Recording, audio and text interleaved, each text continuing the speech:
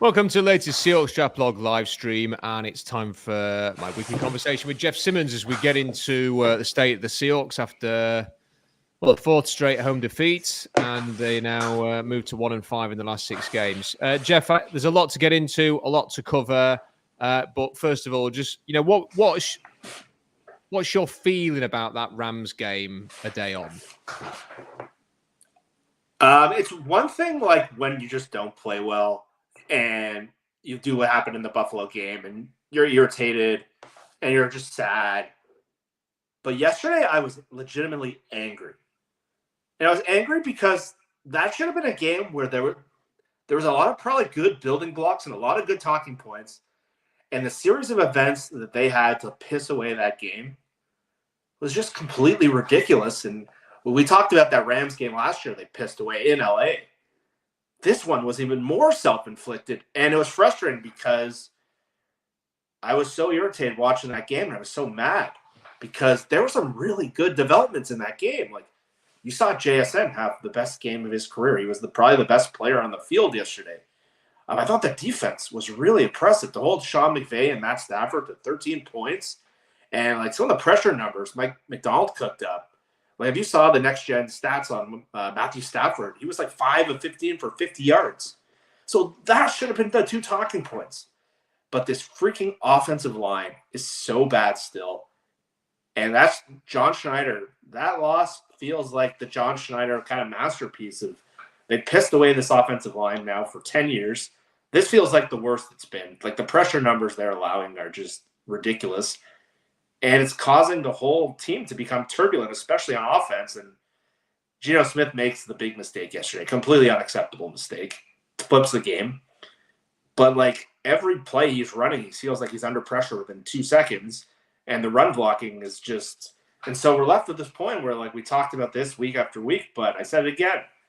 This franchise is hamstrung until they can fix this problem. It's been a decade-long problem.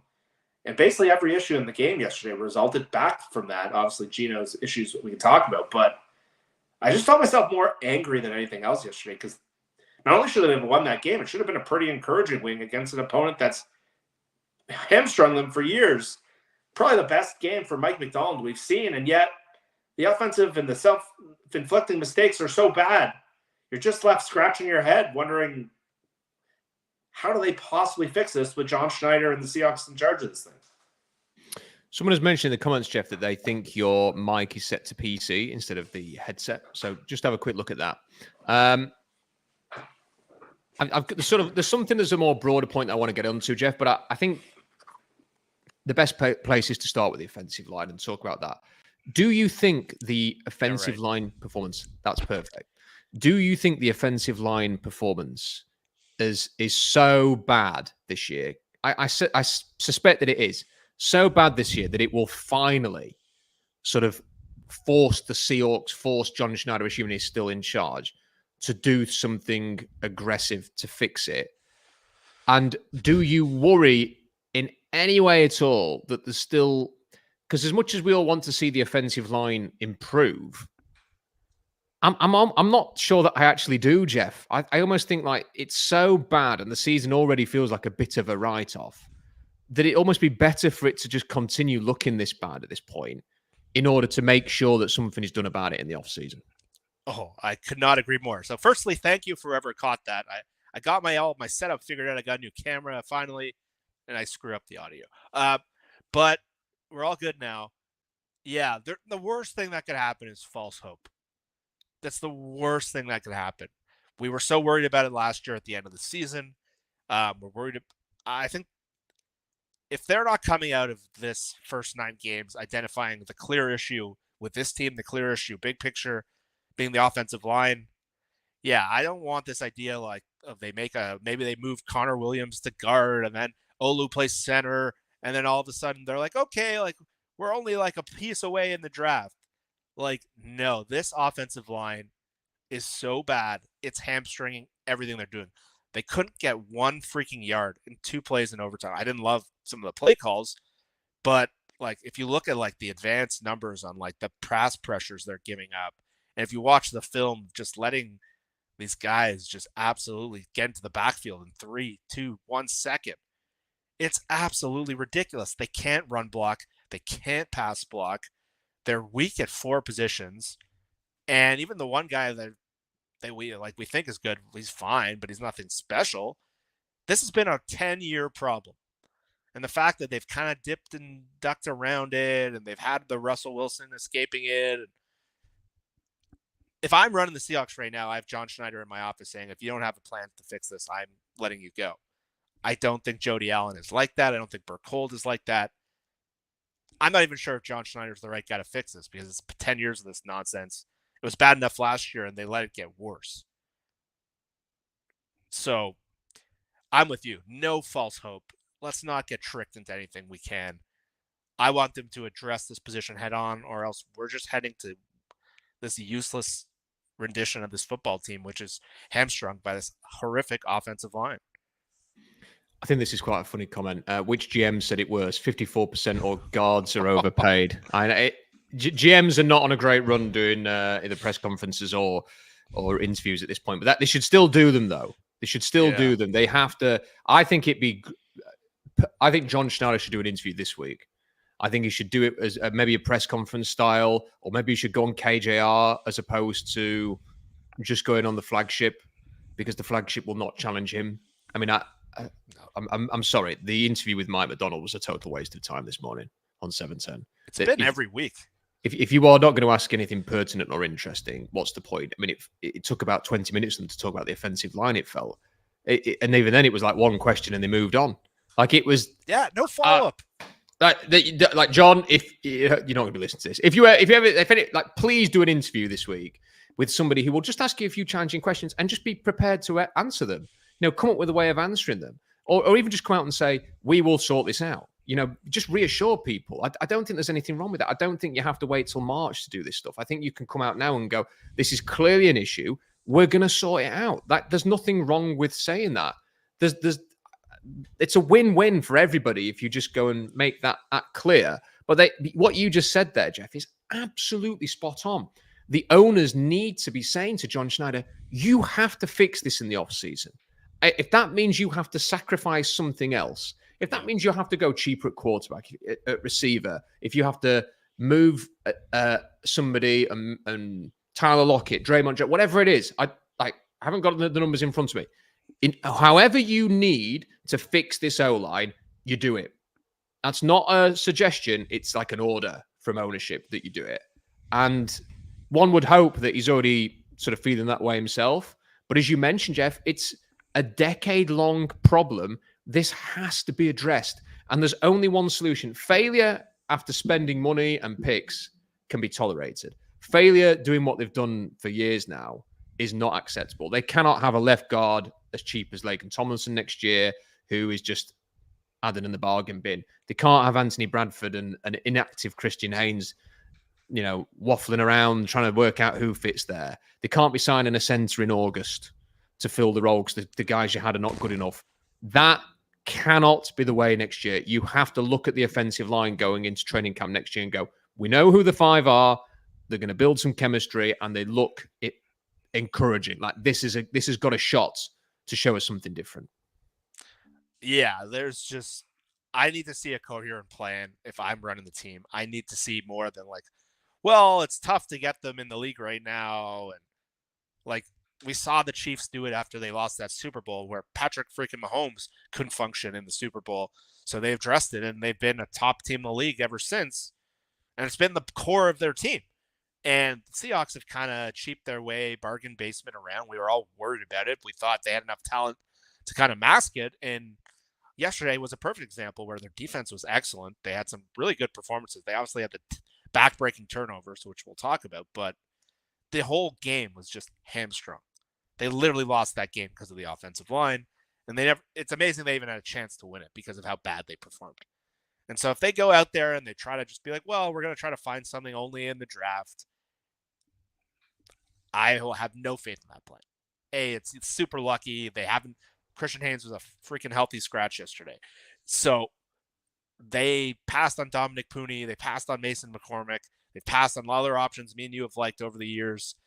they're clearly not identifying the right players, and their veteran free agents have either been cheap and they haven't really addressed the problem. So I thought you put out a great article in ways they can go out and really aggressively hunt that problem. And it's a position group. It's just, it affects the whole team. You can't run the ball. You can't pass protect. You're setting your quarterback up to fail.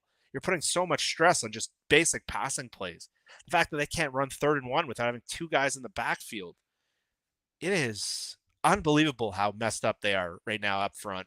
And their planning this year was just atrocious. Even like Damian Lewis is playing pretty decently in Carolina. And I was not an advocate of signing Damian Lewis. I thought he was a pretty average player that was going to get too much money. And I get where that quote kind of went, but still, that doesn't mean you respond in just bargain basement and get worse. The O-line was their number one problem last year, and they got worse. And it just makes like you watch football, every good team in the league has a good offensive line. It's so cut and dry, and if they don't come out and have a plan, I don't know if you can even confidently say John Schneider can execute a plan because he hasn't done it. But I don't think it can just be with draft picks. I think you have to have a veteran, tough kind of guy to be like that tough man strength in the team. I think that's what they should have done last year. We talked about a lot of options last week, but the fact that it continues to be a problem is just an embarrassing and a bad look for John Schneider. I think if you want to pin the loss on anyone yesterday, I start with John Schneider because of how that position was handled. It's destroying the whole team, the offensive line. And when you actually look at just the guard position, I'm not even looking at tackle centers. I'm on PFF, and look, PFF is what it is. I think it said that Laken Tomlinson had a decent game yesterday. So, take all of this for a grain of salt. But you just look at sort of their top 25, guards. And there are so many players that the Seahawks could have had. And I'm not including, Joe Thuney, who they could have splashed out on. They could have made it impossible for him to turn down the chance to play with Russell Wilson instead of Patrick Mahomes. But I'm talking about Kevin Zeitler, who's the 8th ranked guard. Mekhi Becton, they brought off the street in Philadelphia. He's the 9th ranked guard. Dominic Pooney is the 11th highest graded guard, available in the draft. John Simpson's the 12th highest, was available in free agency, and it even worked with Mike Macdonald in Baltimore, for crying out loud. Quinn Miners was available in the draft to them, didn't take him. Landon Dickerson was available for them in the draft, didn't take him. You talk about Damian Lewis and Robert Hunt, they're costing an absolute fortune, but give me the 20th and 21st ranked guards right now in the NFL's book is two, your right and your left guards. They're both top 21 guards, and we may say they're overpaid. And I don't want to pay Robert Hunt $20 million a year. Do you know what else I don't want to watch, Jeff? That offensive line that they have in Seattle. Like, if you gave me right now Damian Lewis and Robert Hunt for $30 million, $34 million, whatever it is the joint cost is, and I have to give up someone expensive to do it, I'll do it. Oh, I'll do it. Next week, give me those two guards. Because at least then you've got a chance of watching a non-ugly game of football. So you referenced the article that I wrote. Do you sort of see, is it, because some people have suggested, I say some people, it's more like one or two, I think, deliberately. If I argued the sky was blue, I think they would say it was green. So, but when you actually look at the free agent signings, Ryan Kelly they drafted a center, Indianapolis, I think, with a progression plan. Tanner Bortolini's in there now. Ryan Kelly, is that someone that you'd be up for going and getting? And then at right guard, whether it is a Daniels, an Austin Corbett, a Zeitler, will be a year older, but still is playing at a great level. Go and make sure you land one of them. Do they feel realistic to you? And then if you do that, can you then afford to try and be aggressive to tempt, a Kansas City and Indianapolis? I don't think either of these things will happen on Tooney or Nelson, but being prepared to go above and beyond to land them in the way that you went above and beyond to get Jamal Adams, for example, at least and making them say no in a phone call. And if that doesn't happen, then turn into the draft. Saying we're going to go and get a Tyler Booker or somebody like that from Alabama who fits that J.C. Latham profile, is massive, is athletic. They liked Latham. I think they will like Tyler Booker. See, that to me is a plan. That is a first-round pick, 2 proven veterans, and then you don't stop there. Rounds 2, rounds 3, rounds 4. If there's an offensive lineman that you think has got half a chance, you bloody draft them and you develop them behind the veterans that you've got, Jeff. At least then, John Schneider can stand in front of the whole fan base and go, I did what you wanted. Like, I invested in the offensive line. You can no longer accuse me of that. That is not anything that can be levered at me. If they don't do any of these things, Jeff, go cheap on the O-line again and then draft like another cornerback to replace Tariq Woolen or something, we're going to have the same conversation again, aren't we? We've been having for a decade. Yeah, it's like feels like Groundhog Day. I don't know if you've seen that movie with Bill Murray, but like it feels like we're just there again. And this feels like the lowest the offensive line has been, because you just to find a guard group as bad as Bradford and Tomlinson is freaking hard to do. And you're right. Again, if you go out and get Tyler Booker, that's great. That's one step. But they're not a player away up there. They need unfortunately, they have 4 spots that need to be filled. And we're hoping Abe Lucas can take down one, but that's a hope more than a reality right now. But guard, center, guard, they need to have an aggressive plan to build the interior of the offensive line. They need to. Christian Haynes, he's a development at this point, and you're hoping, but the comments from Macdonald today, it didn't sound great. They talked about him taking a step back, and it was pretty alarming. And they haven't seemed to like him very much at all. So I don't know what's going to happen there with the coaches in the front office. They haven't seemed to align on that player. But they need to be an aggressive plan. It can't just be the guard. It needs to be a combination of veterans and young players. And I think they need 1 or 2 veterans. And that's why I liked what you did with the guard. I think they need to upgrade 3 spots. Guard, center, guard. They have to upgrade the whole unit. Connor Williams a couple of weeks ago looked like a guy that was making a difference. You've had a really good game in the Atlanta game in the last 2 weeks. He's been abysmal, and he's getting pushed off the line. His snaps are awful. He's been a big part of the problem. Unfortunately, imagine if they didn't even have him. There's a play where Oluwatimi comes in as the 6th offensive line in the 4th and 1 play. Watch him run block on that play. He runs and falls over. It looks as pathetic as anything I've ever seen. And so if you're out there just trying to get one guy in the draft, and sure, they missed out on J.C. Latham. That's who they would have probably drafted. But he went 7th overall, and they need backup plans. And I think I think they're going to be in that same draft range as last year, somewhere between 8 and 16. And so if you don't get Tyler Booker, what's your plan B? So you can't get out there. You want the draft to kind of fall to you as the last step and keep adding, build a strength. I think what teams do way too much, and I think Schneider is super guilty of this, is they focus on filling weaknesses. And they try to make sure you have as little weaknesses as possible, build strengths. The Seahawks have no strengths right now. They have no identity as a football team. We're always trying to figure out how do we have the most balanced roster. I get why teams like that as a GM. It makes you sleep better at night. But build a strength, and we can tell what position matters. Every good team in the league has a good offensive line. And if you just go out hoping to do it in the draft, you're playing with Russian roulette. And that's why I love what you wrote. I think you need veterans. I thought you needed veterans last year. I was hoping Macdonald would come in after abusing the Seahawks O-line in Baltimore last year. My hope when he was brought in was, okay, from outside, you look at this team, you're like, this offensive line sucks. We need to fix this. And they don't. So I don't know if it's a Schneider thing. Schneider's Macdonald's boss. But he kind of alluded to today that he knows what he needs to do to fix the football team. But until you actually do it, it's just empty words. It's like hearing from a politician. I've just written down on my pad that I have here, and I've written build strengths in capitals because I'm going to keep referring to that for the whole of the rest of this season and the whole of the offseason, Jeff, because I think that's one of that's what it is. I think you've just absolutely nailed it with that comment. And I think you nailed it last week when you came on the show and said they've not built a team. They've built, they've drafted individuals. They've done quite a good job of identifying, hey, Ken Walker's a good player. Jackson Majiba's a good player, and adding those players, but they haven't built the team that they want. And I think that was pertinent. I kind of said to you, I think last week, that I hope everybody else talks about that this week. I hope I'm listening to the radio shows and stuff and reading articles where they touch on similar issues. Nobody did. Nobody said a word about any of that. And I can already tell this week, we're one day into the week. No one's going to talk about anything that matters this week.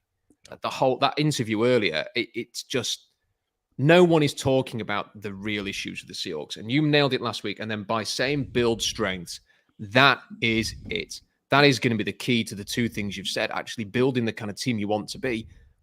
Okay, just sit down and go, we want a great physical football team. What are the ingredients? It'd be like sitting down to say, we're going to make a chocolate cake and then going out and buying the ingredients, I think I wrote this the other week, like for a freaking cheesecake or something, and they're expecting it to taste like chocolate. It doesn't make any sense. You have to put the ingredients together to build the team that you want. And if you want a great offensive line, effing build a great offensive line. That's it. Build that as a strength, not just add in for the sake of it.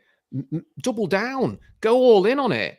Exactly. Draft some veterans, draft some younger players behind it, and say that's where our investment and our resources are going to go. And then if you have to make sacrifices elsewhere, then that's life, isn't it? Like, but if there's no point having a crap O-line and loads of resource into other positions and then complaining that you don't have the team that you want. It's been the thing about this front office that has been just bothering me for years. And we've been talking about this for years. And it was just every year they go into the trade deadline needing to address a major problem. Like it was 2020, they had no pass rush after losing Jadeveon Clowney. And they had to trade for Carlos Dunlap. And they're lucky they found that trade because it basically unraveled all the progress they had made that year. And then the next year they trade for someone else. And then last year they don't have enough defensive tackles. All offseason we're like, this defensive tackle group stinks. Like, it's infuriating. And it's just like defensive tackle, pass rusher, and offensive line. Like, how can you possibly build a roster that's short on those players? And like, you want to be big and strong and tough. Like, I'd rather have weaknesses at cornerback and wide receiver and figure out the rest later. Because again, you can have all the wide receivers you want. The game was on the line yesterday. You need to block for 1 yard, and they can't even come close. And the plays they ran there were just the fact that they tried to lean into that offensive line and put all the Rams players in the box was completely delusional. And I don't know what they were thinking. I know they had ran the ball earlier, but again, from a team building perspective, it's mind blowing how we've gone to this point after years of watching this line undo so much of their potential development. We saw it with the Russ era. Now Geno basically has to be Superman for them to like stay in games. And then if he makes a mistake like he did yesterday, it basically gives them no chance of winning the game. And it's unfair to put on Geno. I know I was pissed off at Geno yesterday, and he shouldn't have made some of those mistakes. But he's not the core problem. He's a symptom of the core problem, which is this freaking line. Well, until they fix the line, the Seahawks are not going to be a good football team. No, it's as simple as that. You could put it. I think if the Kansas City Chiefs said we're going to trade you Patrick Mahomes for a 6th-round pick, I think the Seahawks probably would benefit from having Patrick Mahomes on the roster. But the point still stands that the offensive line is so bad, like you said there. When you run it twice on 3rd and 1 and 4th and 1, and the game's on the line, and you can't even push the ball forward a yard. For me, that one play removed any kind of. If there was any positives from that, Jackson Smith and Jigba, for example, or the run defense being better, it was all washed down the toilet because they couldn't run for a yard at the end of the game. Like it pisses me off that they can't run for a yard, Jeff, especially when you watch these teams that are good on the offensive line, and a yard is like a given. It's just an absolute, it's almost automatic most of the time. It's an absolute, like, when you play a team that's good at running in short yardage situations and they line up against your team and you know that they're going to get that yard, there's nothing more demoralizing as a fan, I think, to think this is, you've worked so hard to get to 3rd down and you know they're going to convert this, especially late in the game. And at no point, I'm sat there watching that thinking, I don't really fancy them to get this. And they didn't twice. And I wasn't even disappointed afterwards, Jeff, because I couldn't be, because I anticipated it. And I think a lot of fans did in that situation. But the sad thing is that the alternative, let's say a shotgun snap to Geno Smith and hoping he can get the ball out in time, is not a great alternative because they can't pass protect either. So you can't do anything. Like it feels as if a whole element of the offense has gone through play action, because I don't think they trust the O-line to block for it. They're basically running if you watch the college offenses, because I'm watching all the quarterbacks all the time, there's only really Max Brosmer who runs out under center. Like everybody is from shotgun, everything shotgun. And watching the Seahawks, it's like, it's the same stuff. Like they're just from shotgun all the time. So is it a Ryan Grubb thing, or is it because the O-line can't block? It's probably more about the O-line than anything else, I'd suggest at this point. But I do have to share this because Brian has got in touch and he makes a good point, Jeff. What do a Canadian and a Brit know about football? Which is it's a good point. It is a good point. Anyway, we'll get to the super chats very shortly. You know what? So we're all agreed. I hope everybody in who is a Seahawks fan agrees that the O-line is a massive issue that has to be. It will not be acceptable to anybody if that's not addressed in the offseason and addressed properly. But can I just throw this in your direction, Jeff, and get your response to this and whether you have a different feeling or whatever? Because I came out of that game just thinking, what reason is there really to be excited about the future of the Seahawks? Because they clearly need to rebuild the offensive line. We've talked about that for 25 minutes, but they've got no history of they've needed to do that in the past and they haven't done it. So why are they going to do it now? Is sort of the point I'm trying to make.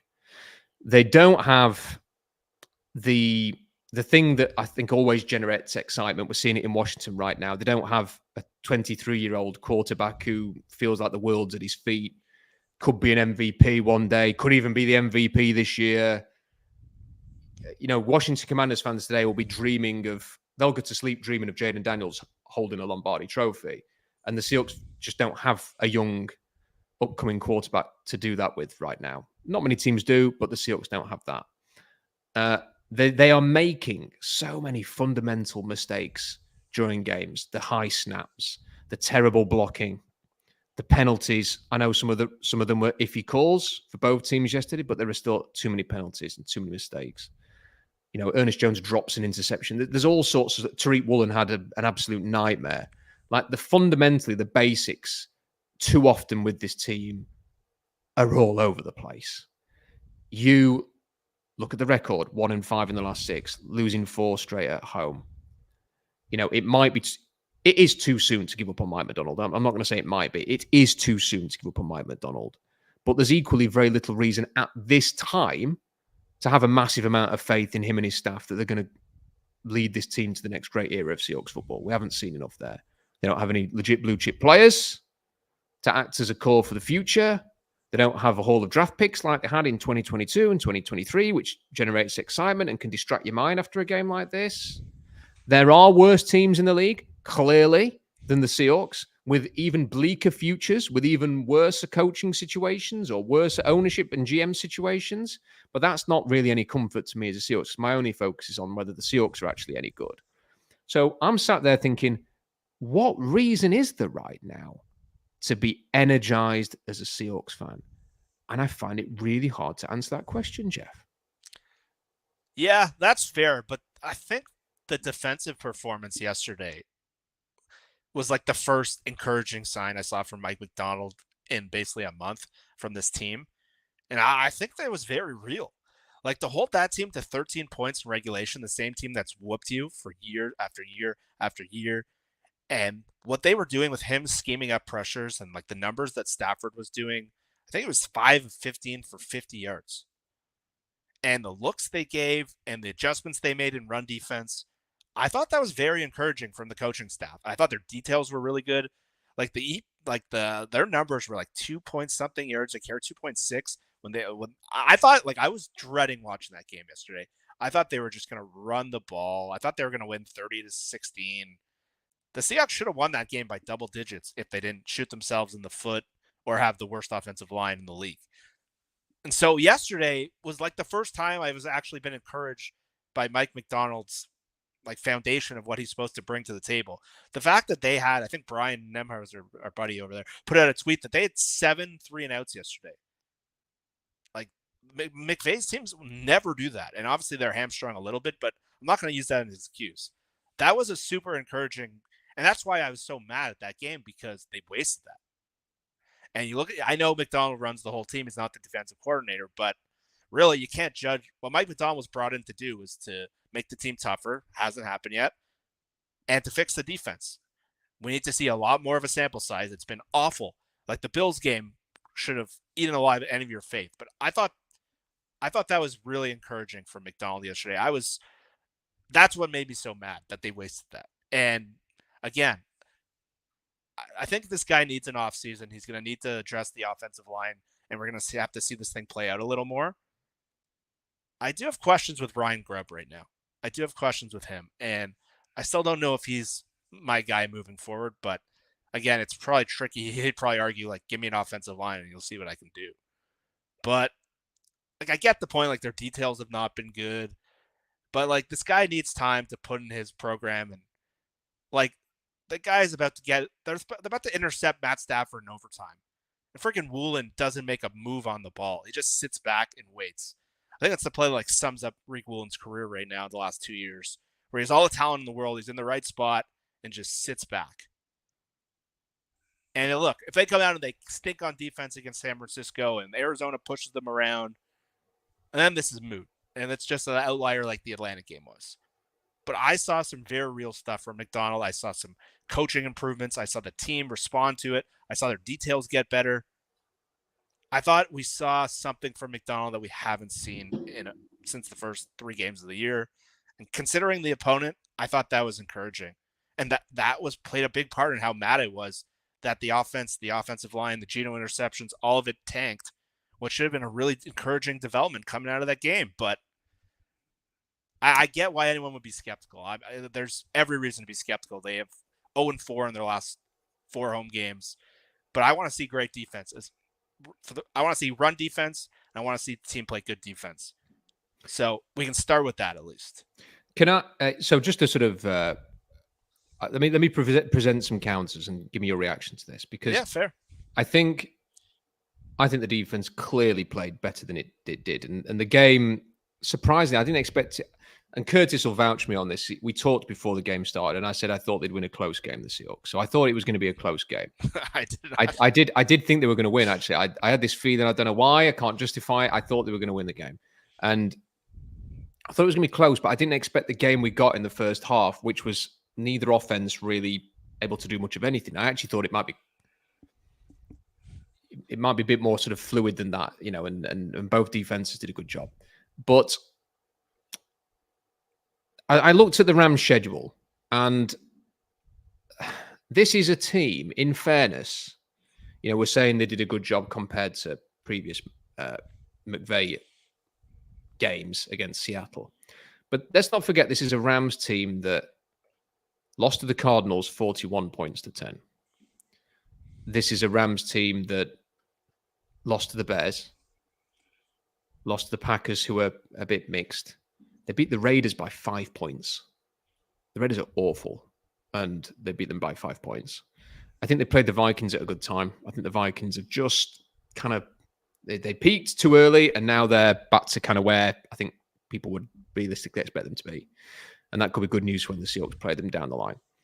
And they scraped by the Seahawks and were quite lucky to win that game. I'm not sure this is a great Rams team. And I appreciate that in some of those other games, they've had injuries, players coming back. You would expect they're going to get better moving forward. They did play most of this game without Puka Nacua because he got, I almost said sent off. That's a very British term for being kicked off out of the game. For throwing what seemed like a bit of a soft punch for me. I would be so annoyed if a Seahawks player got thrown out for a game for that rather than just a flag. And then, so the point I'm making is that I'm not sure I can read too much into this. I think it's a good start, but I kind of feel like we had these false dawns under Carroll where they just randomly have a game where things looked better on defense. And then for the next 3 weeks, it'd be 150 yards rushing a game. And the thing that worries me, Jeff, is they're playing the Niners next. And if I had to predict right now, if you said, right, Rob, come on, $100, what's going to happen in the next game? Run defense plays well, like it did on Sunday, or they're going to give up 150 rushing yards against the Niners? I'm putting that $100 on the 150 yards to the San Francisco 49ers. And if in 2 weeks' time that's happened, what have we got? We've got they played well against the Rams at home and still lost on defense. Like I need to see 6 to 8 weeks of good run defense. Maybe not even every game, but just most games. Like the average needs to come right down in the next sort of 6 weeks. And then I'll start to think, okay. And then the other thing I was going to mention is that I know sacks aren't everything, and the Seahawks got some pressure on Stafford, and I think that was good. And clearly, I thought Stafford looked a bit panicky Jittery. all game. Jittery. Yeah, he did not look like Stafford. He was on his toes a lot. Yeah. But I couldn't help but sort of look at the other side of the ball and watch Jared Verse and Braden Fisk doing what they did and the Rams getting 7 sacks and thinking, why can't we do that? Like, there's only one game where they've kind of destroyed a bad offensive line in years, and that was the Giants game last year. Yeah. And it was like a one-off. Like, why do we never see sort of Derek Cole have a game like Verse, or maybe they're not good enough? Boye Mafe, why can't our 16th overall pick flatten the quarterback like Braden Fisk did, charging around all over the place? Like it. So I'm sort of I was pleased with the way, I didn't talk about it last night and I didn't write about it. I didn't want to talk about positives really. Yeah. On reflection, I appreciate the defense played a better game, but I need to see a lot more over the next few games, especially against the Niners, if I'm going to think they've turned a corner. Because really, Jeff, for the most part, this defense has been awful this season. So I completely agree with that second part. One good game is useless. And you need to see sustained performance. The Niners present as much of a challenge, especially with McCaffrey back, as anyone. So that's going to be a tough game. But they got Arizona twice coming up. Arizona's been running the ball really, really well. It's been the core of their team. And so I think that's a really good test for them. They play them twice. And so, yeah, I think the first part, you're right. I've been saying on our Saturday show that the Rams, some people are talking about them like they're the super team. And if you've looked closely, they're not great. But I will say this. Them with Cooper Kupp and Puka Nacua, all those games you cited, both those guys were at. And the guys they're playing a receiver are just... And then the second both those guys got back, they kind of torched the Vikings. They also had 10 days rest to prepare for the Seahawks game. And they did do well against Brian Flores' defense, which has given most teams trouble. And so I don't think they're like a super, like the McVay offense it was in the second half last year. But with the two receivers, they took the Lions to overtime. They played pretty well against the Vikings. And I thought the fact that what they did in run defense, where they've been running the ball pretty successfully on everyone, I think holding them to like 80 yards combined at 2.8 yards to carry, great sign. But you're right. Like if they revert back, it's just an outlier and it's useless. So I'm not saying like we're encouraged, but hopefully it's a stepping stone into something. Hopefully they figured something out here, and hopefully the coaching points did work. It seemed like their alignments were better yesterday. I know that was a big talking point online this week of where they were giving up plays before they started. They seem to make a pretty good adjustment there. But yeah, like if they're playing games in the division. That's some of the best running teams in football. It's a good measuring stick for where this team is. And you saw what Arizona did to Chicago with like nothing from Kyler Murray yesterday. They just ran the ball down their throat. Yeah, it's an outlier and we won't care. So this is why this last 8 games or so is relevant. We need to see more of this. We need to see signs of progress. We know what good football looks like. It's not hard. Like we have all these advanced stats and numbers. It's not hard to see when a team is good and when a team isn't. Most people can watch a game and they see if you're building towards anything meaningful or it's a fluke. And like, yeah, I think your point about sacks is I don't know if this game, like it's very hard to sack Stafford. He gets the ball out so quick. But I think we've been saying this about the Seahawks for a while. They don't have what I would call an alpha player as the guy to take over a game. And I don't have a problem with the Byron Murphy pick, but I think Jared Verse has been a much better pro so far. And the thing with me and Brian, and I know we love Jared Verse as a prospect because he was an alpha. He reminded me a lot of Terrell Suggs. And we're starting to see that kind of bully, dominant kind of personality show already. And Boye Mafe is kind of a soft-spoken speed rusher. Derek Hall's still learning how to play, but I know Corbin Smith called him like a superstar in the making. I don't think I see that. But Byron Murphy's still kind of similar to he looks a lot like Quinnen Williams looked his first year. It took Quinnen Williams till year 3 to kind of hit. The Seahawks don't have that dude. And they beat up on that Giants team a couple of years ago. Leonard Williams makes a couple like splash plays a game, but he's not again, we'll always talk about game wreckers. The Seahawks still don't have one. I'm hoping Byron Murphy comes into one, but I think he's more of just a power speed freak. I don't know if he's a game wrecker. And we saw the Jadeveon Clowney game against San Francisco. Jared Verse has shown some of that flash early, and it's obviously frustrating. He ended up in the division, and even Fisk yesterday was a bit of a game wrecker. But Right now, we're not seeing that for Maffei. I think Maffei, Hall are good players. I don't think they're great players. And that's part of a problem with the team. Yeah, I really like Verse and Fisk. And I think with Fisk has just got that rare physical profile. You know, that he's not obviously not Aaron Donald, but Aaron Donald had a rare physical profile. Fisk has a rare physical profile, and you sort of see it. He's at his best, kind of stunting around, working along and that will come with problems for them. You know, teams will effectively run the ball on them because of that.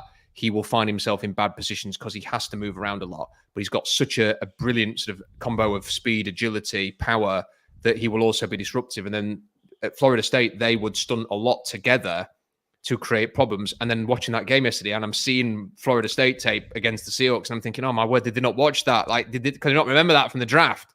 And it was tough to watch. But that's it. You know, Verse has got that.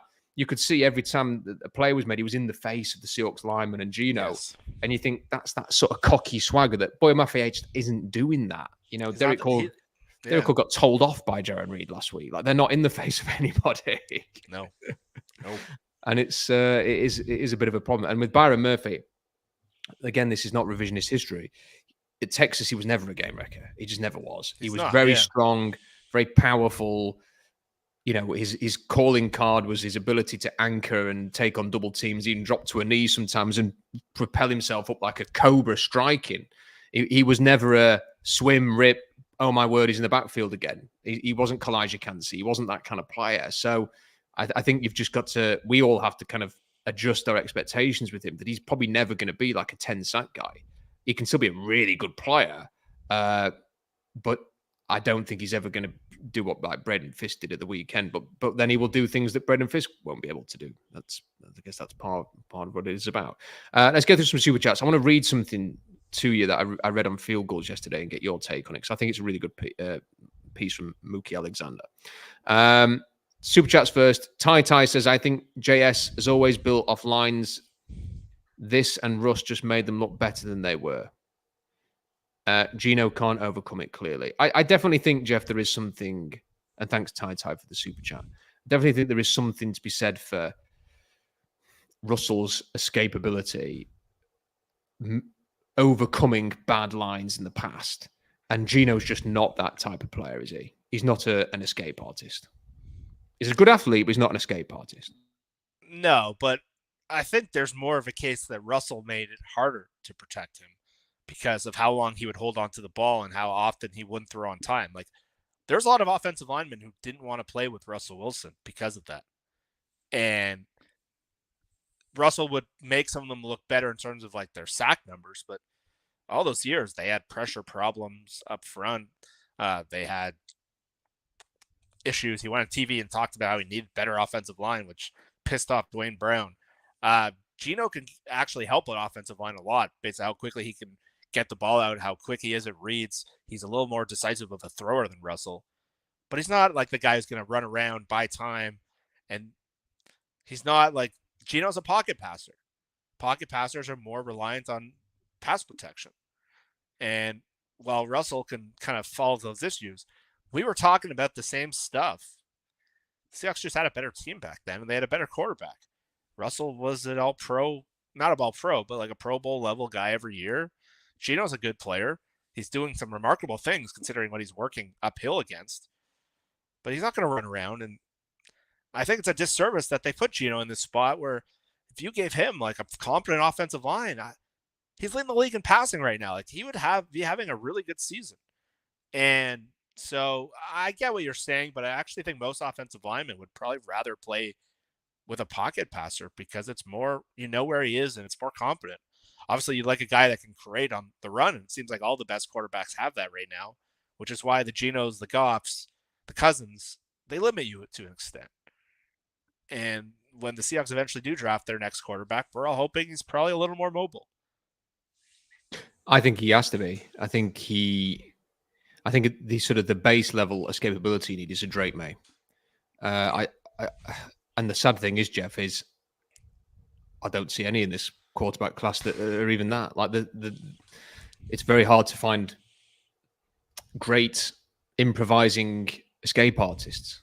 it's very, very difficult. Or players who are just so athletic, and people could go, well, what about Jalen Milroe? Well, Jalen Milroe is a running back playing quarterback. He is not he's not a good passer at all, frankly. He's pretty awful as a passer, but he's terrific as a runner. So I don't think that's what you want either. Mike says, where are the Seahawks going? Nowhere until they fire JS and go and get a QB. Bryce, good to have Bryce with us. Go and check out Hawk Zone Rundown. Really good channel. Hi, Rob. Great show. Is Grubb on the hot seat if the offense doesn't get better by the end of the season? We've touched on this a little bit, Jeff. I think everything should be on the table with the coordinators if this carries on. And it's an easy way to make changes without firing a first-time NFL head coach to go and change out the coordinators and mix things around.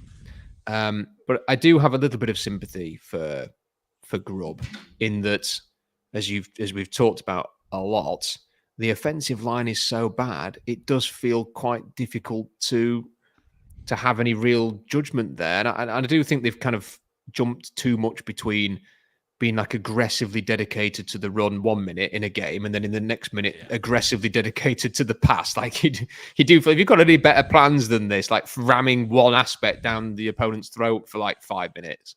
And I'm not sure about this no huddle stuff that they're running. That is not really a no huddle at all. It's a look at the sideline and play college football. But I also, I don't know. I just find it really hard to sort of get a read on whether Ryan Grubb's any good or not, Jeff, when this line's playing the way that it is. That's kind of where I am. Like, I've been a little disappointed. I'm not a UW fan, so I didn't know the ins and outs of Ryan Grubb. So I was kind of went in with an open mind, didn't have preconceived notions. I did my research. Albert Breer's talked a lot about how NFL teams have liked him for years. He's hamstrung in the worst level right now, but I have been disappointed with some things.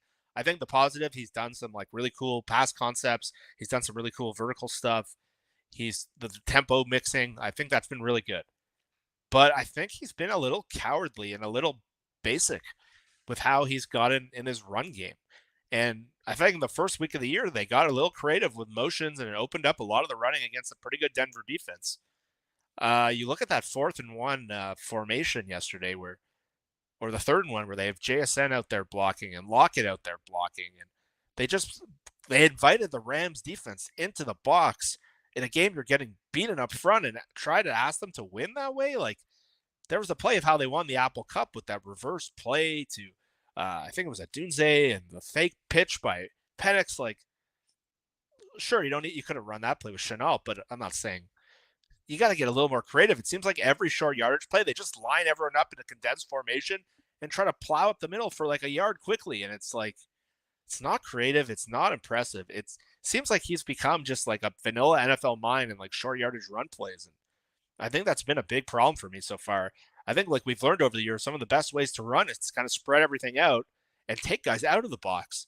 So you only have to block. But when you bring everyone into the box like yesterday, it just looks like a guy who has a lot to learn and grow. And so I've heard some comments from Macdonald where I've wondered, like, is this the match that made sense? I still wonder about that.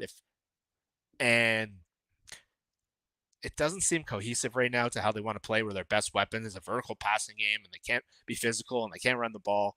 So yeah, I guess these last 8 games, like, I think we all have playoffs out the door now. Like, I think we should all be past that at this point. I think it's an evaluation period. I think we're going to learn a lot of information, and I think Macdonald's going to have to really evaluate, do I have the right coaches here? And I think it's up in the air with him. I think you have to sort of go and have a look and see what coaches are out there from that Harbaugh tree. And, we talked about Wink Martindale. I think just that extra bit of experience and chemistry and mentorship that they had would help. And then if there are any offensive-minded coaches that you could bring on board as well that can help shape this thing to more of a Baltimore feel, then that'd be great. But it's hard to do that when you have the 2 Harbaugh brothers already in the NFL.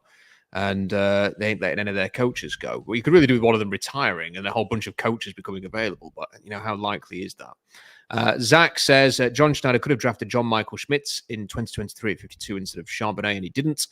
just think of where we'd be with just that one selection. I mean, it is worth saying that center is a really difficult position in the NFL. Like, there are not a lot of good centers in the NFL right now. So Connor Williams, for what it's worth, is ranked 18th. John Michael Schmitz is ranked 28th by PFF. So he's sort of way down the list. He's in a similar sort of range as Ethan Posick at Cleveland and David Andrews in New England. And, Graham Barton has apparently been struggling as a rookie. So, not great. So I'm not sure that one specific pick would have made that much difference, but there are countless examples. There was a period, I want to say, from between 2019, maybe even 2018 to 2021, where a good 5 or 6 good centers were available. And they weren't like 6 rounders who've emerged and no one talked about them. The players that everybody talked about, like in the draft, especially your Seahawks fans, because we knew they needed a center, and they didn't take any of them. Let's rattle through because we've got a few. I want to read this thing out in a second. Casizel says maybe Mike can do a lot better with a couple more years of constructing a team he likes. Feel like he's catching undeserved blame. It's not his guys yet. I don't think he's catching undeserved blame. At the end of the day, the buck stops with the head coach. Like you can't sort of wash everything away from the head coach and just say, well, it's not his team. When the team is playing as undisciplined as they are at times and making basic fundamental mistakes, that is on the head coach. It's okay to say that. We don't need to absolve him of any blame in that area. And the defense has not played well in various weeks. Odium says, blow it all up. This isn't interesting. And the team, as constructed, will never win big. GM, scouts, coaches, and players, everyone stop treading water in the middle. I think there may well be a few people who have taken that position. Odium, thank you for the super chat. Take 610 says, will Lucas be playing against the 49ers? I'd say no, Jeff, but there seems to be suggested that George Fant is done again. So who knows, because Jarrell played like crap against the Rams. It didn't sound very promising. The comments going from 2 weeks ago to last week to today, it's like we're hoping he plays. Seems like a long shot at this point, but what happens with guys like Jarrell is the more sample size they get exposed. You see it with basically every backup you see in the league. And Jarrell's a 6th-round pick from Finley, who was a developmental prospect. You were hoping he would never be on the field. The fact that he might have to start or play significant time for his 4th game, I think it's a sign of a plan gone completely haywire. And I thought George Fant was one of their best moves of the offseason. Unfortunately, they've got him for 2 quarters? The whole year. And real shame in it. Yep, that's some bad luck. It is. I hope that I called him Will Lucas then because the comment said Will Lucas be playing. I called him Will Lucas, changed his name. It's like Will Levis and Abe Lucas in one. So I hope he's playing, but I don't think he will. And thank you, Storm Reaper. No comment, but super chat there. Thank you for that. Much appreciated. Right. If you have any last one of those, bang them in and we'll come to them at the end. I wrote my article yesterday, Jeff, and then I read Mucky Alexander's piece on field goals, which was these winners and losers from the game, and immediately wish I'd written that piece instead. So I want to read it to you. There's a couple of things in it that I just thought warrant reading out. So go and check the full piece out, but these were my sections that I liked. So he discussed John Schneider as a week 9 loser. He said, this is his roster, whether in conjunction with Pete Carroll or moves he's made post-Pete. To add to this, it's also his coaching staff since he assembled Macdonald staff in addition to hiring Mike. The repeated cheapness of his offensive line in quality and actual dollars spent is entirely on him.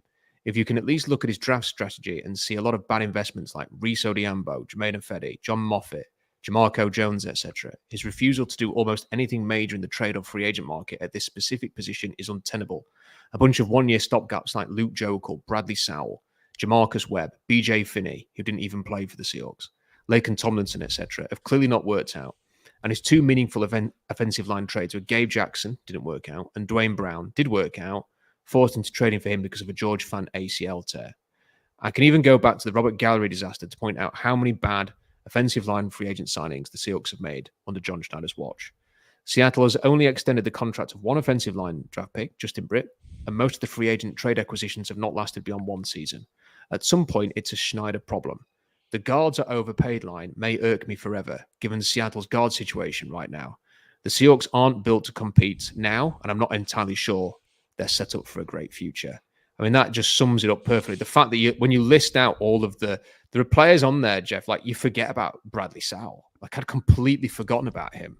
I can remember Jamarcus Webb, but it's sort of written out like that you realize it's not just like 30 other teams, they didn't take Creed Humphrey and they let the Kansas City Chiefs have him. That to me is always kind of like, well, they're not the only ones who did that, but they are the only ones who signed Bradley Sowell. They are the only ones who signed BJ Finney and then said, well, we didn't want Jack Conklin. We got the guys we wanted, which was BJ Finney and the two others that didn't do a thing for the Seahawks either. Like it's just bad after bad after bad. What a rap sheet that is of crap signings. Yeah, that's the problem. It seems like this is a team philosophy more than like a player identification or player evaluation issue. And that's way more problematic because we made all those names. It's not like any of those names like you were out there being like, we're fired up about this guy. Like we're spending big money on him. We're drafting him in the first round, all this stuff.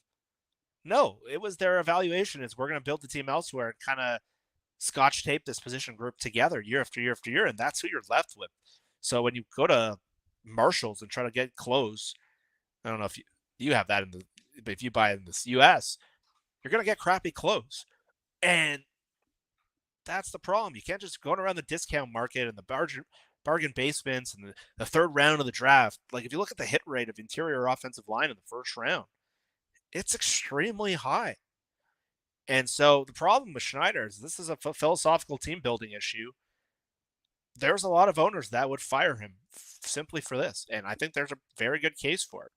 I think the way he's handled free agency, the way he's handled the trenches of the team, the way he's built rosters, he's drafted well. But I think if you look at the full body of work since really the golden years, it's a fireable rap sheet. And if I'm running the team, if I'm Bird, if I'm Jody, I'm sitting there and saying, if you want to keep doing this, you cannot. We're not going to. Here's your pink slip. You can leave. If you want to fix it, we need to see an aggressive plan to fix it that's sustainable. And if not, look at Philadelphia. Their whole building is built on the offensive line. It's the number one thing Andy Reid cares about. It's so ridiculous that he grew up around that Green Bay Packers organization that valued offensive line, that built offensive line. His football idols are like Marty Schottenheimer and guys like Andy Reid and like Ron Wolf, who cared trenches. Ron Wolf, yeah, the guy lived for the trenches. Scott McCloughan, like the guy went to Cleveland, built a great offensive line. Washington had a good offensive line. Like drafted Trent Williams. Like San Francisco had a good offensive line. It's mind-boggling how it's gone to this point. It seems like he's like almost put himself into a corner, and I don't know how he's still in this. Like I don't know how anyone's human nature could not have been like, okay, we need to like lean into this thing and fix it. But I think Mookie's been big on that John should be gone, and all evidence this season has pointed to a bad roster that has been built by this guy, and yesterday was the worst example of it. It just, I think if you'd been in the NFL, like if you've been around the NFL as long as John has, why wouldn't you just get to a point where you go, like, because Ron Wolf's big thing was just take the best lineman every year. Like, yeah, that's his philosophy. And if you've been brought up under that philosophy and you like really respect Ron Wolf and see him as like a mentor, then why wouldn't you sort of take that to heart? Why wouldn't that be like written? Like if it was me who'd worked for Ron Wolf and that was Ron Wolf's big teaching, it would be written up somewhere in the draft room, like, or in my office, like take the best lineman available or something. Because that's what, or it would be a core. He often talks about his little diary that he has, that he mentions, that he writes things down all the time, little lessons and stuff like that. You'd think that'd be on the first page, like, John, the offensive line, it's been bad for a while. And then, you know, just the fact that they will take risks, like, you could say, like, I was thinking about this the other day. I thought, well, why did these sort of manufacture a way to sort of trade for Jamal Adams and remove their picks, and, you know, in drafts where there's people like Landon Dickerson. And then I thought to myself, yeah, but Landon Dickerson had an injury. Like the Eagles took him almost like as a redshirt player. So that's what it. And then I thought to myself, they took Darrell Taylor. Like, yep. That's exactly the same.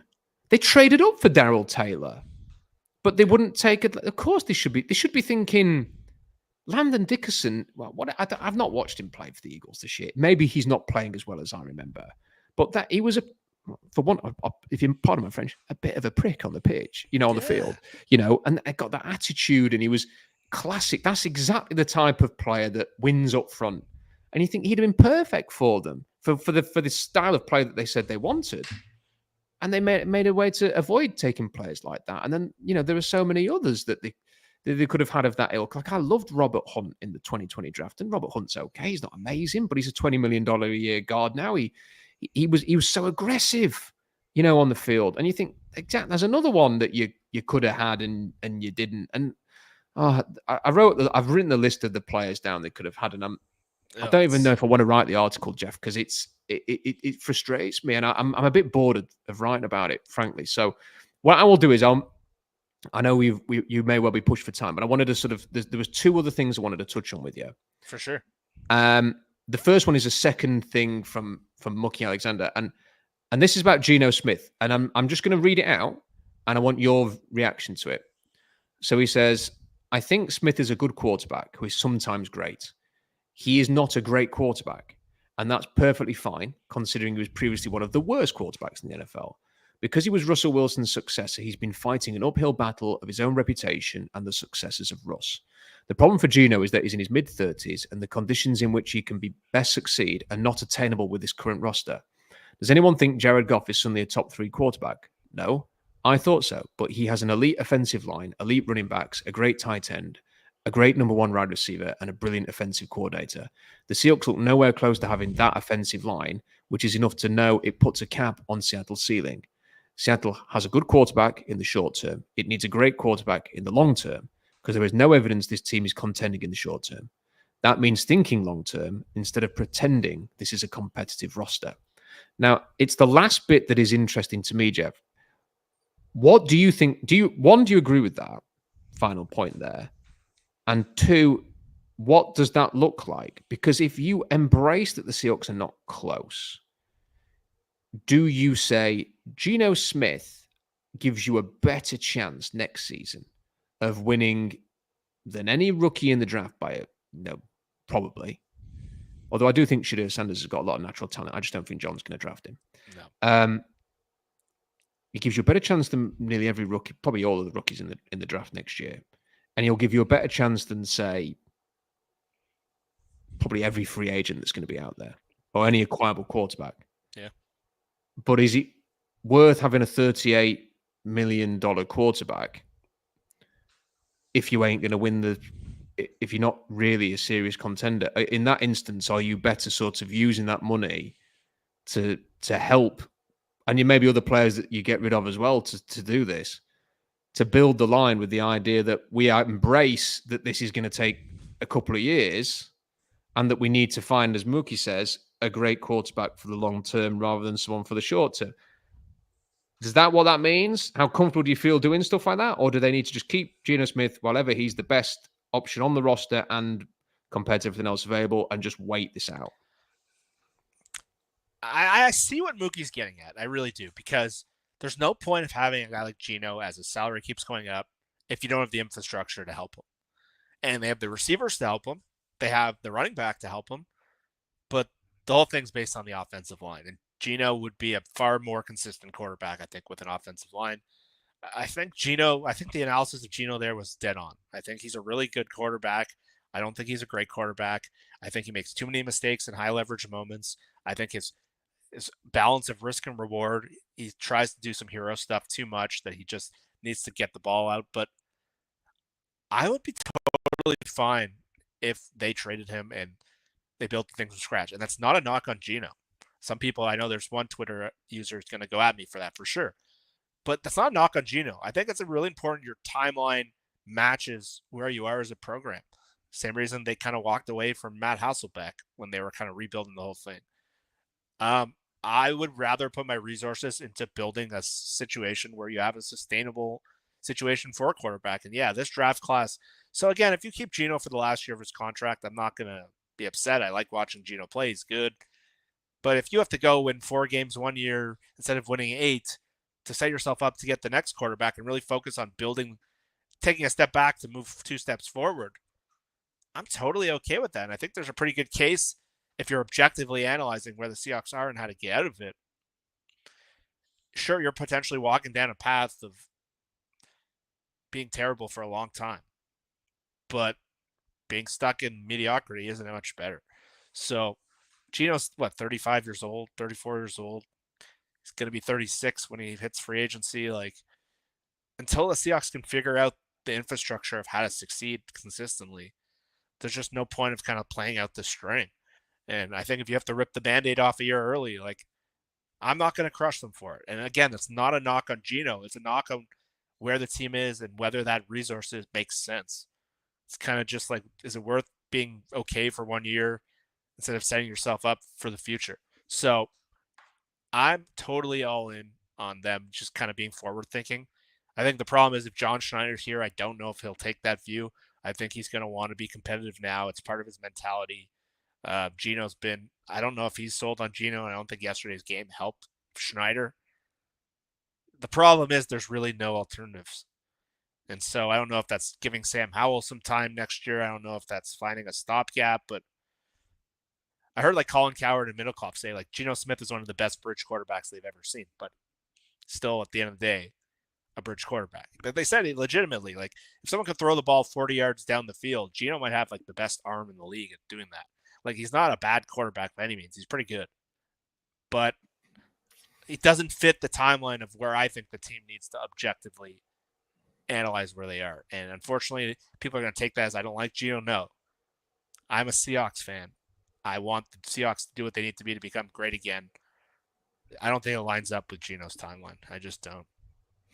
I think you're right about a game like yesterday. I don't think John Schneider needs an excuse to sort of go, see, we need to make a change. We need to plan ahead.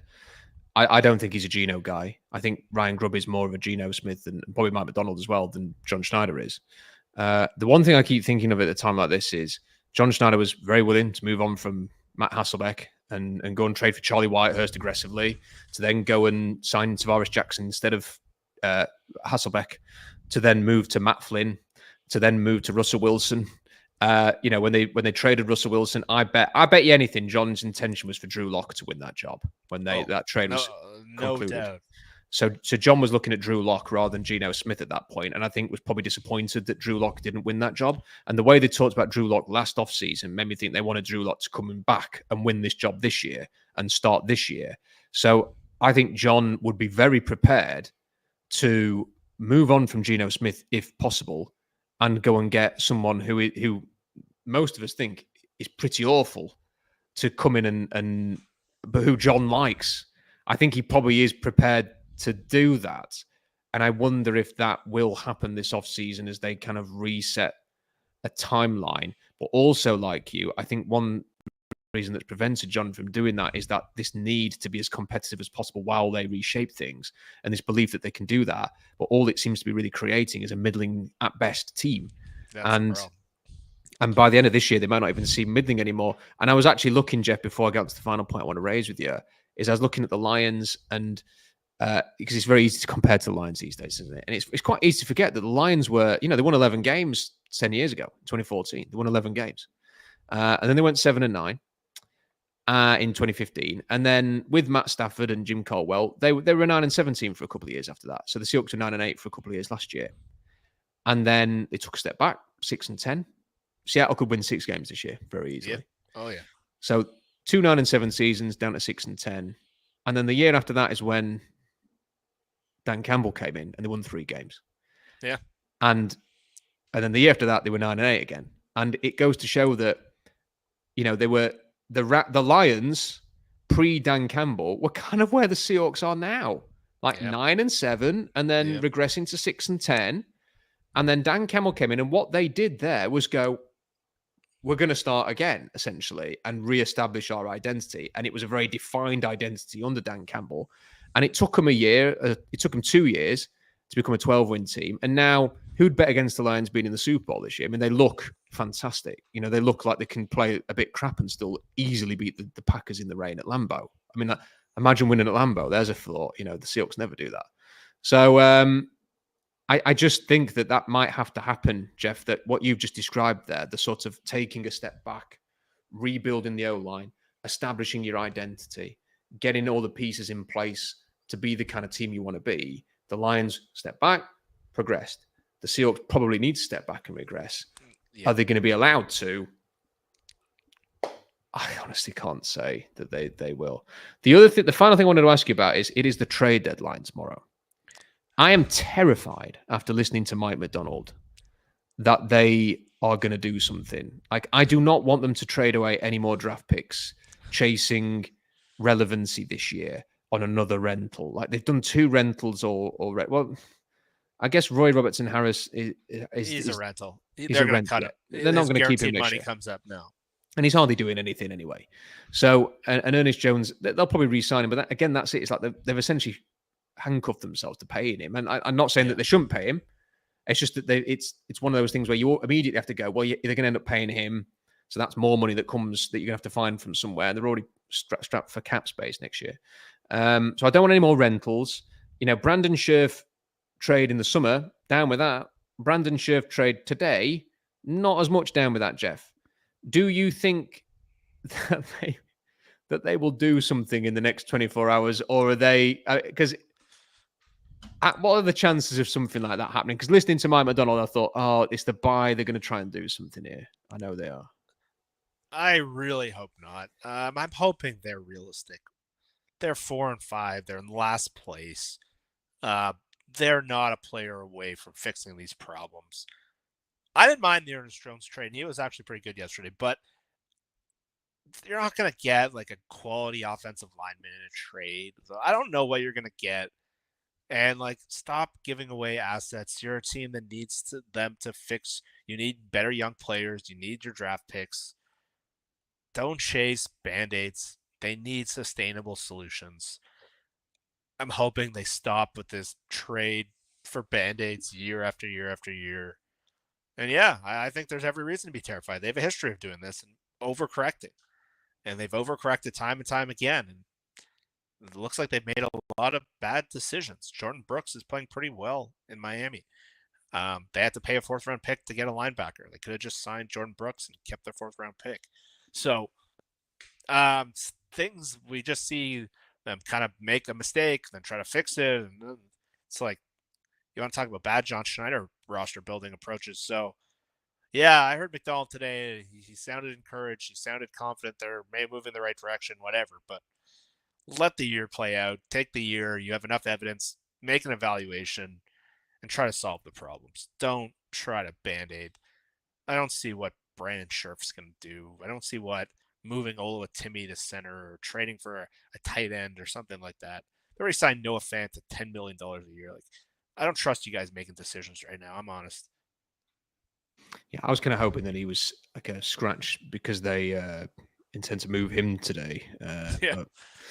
But we'll see. We'll see. I wanted to share this before we go. This tweet that I've seen. I just think it's based on what we've been saying from Mike Renner. Offensive linemen have never been more valuable in NFL history than they are right now. Feels like a good final thought there, Jeff. Have you watched CJ Stroud play this year? I have, and he looks a shell of the player he was last year. He looks. If you want to know more about offensive line, he basically has what the Seahawks have every week up front right now. And you had the rookie of the year, the guy everyone thought was the best quarterback prospect in the league. Looks like crap. They're 6-3, but he's had games with 80 passing yards. So I could not agree more with Mike Renner in the league right now. It's so obvious, it's so cut and dry between the haves and the have-nots. Field Yates put out a tweet of there's 7 2-7 teams. They all have shit offensive lines. They have no quarterback. Teams in the middle typically don't have offensive lines. The Seahawks, the Colts don't have a quarterback. It's all very clear, but yeah, there's never been a more have versus have-not than the teams that have offensive lines and the teams that don't. Final super chat from Drew. Thanks, Rob and Jeff, for always pulling up and having the difficult discussions. Appreciate you both. Appreciate you, Drew. Appreciate that super chat. To finish us off, thank you to everybody tuning in. Jeff, it's always a pleasure. These conversations are brilliant, and I just enjoy listening to what you've got to say, and I'm sure everybody else does as well. I feel like I learn a lot every Monday, so appreciate your time. All right. Hopefully, I hate how much this stupid team impacts my moods. I guess it's for the rest of you all, too. So hoping we have a better month and a half coming up. Fingers crossed. Fingers Yeah. crossed. Thanks, Jeff. It's Jeff with us there, as he is on Mondays after games. So big thank you to him. Do us a favor. Make sure that you hit the like for this video and make sure you subscribe. And if you have 5 seconds, just go onto the video and leave a comment in the comment section. It just means that more people will see it. It will get into more algorithms, and it will help the channel out. And definitely subscribe. Let's get those numbers up closer to 10,000 if we can. That would be much appreciated.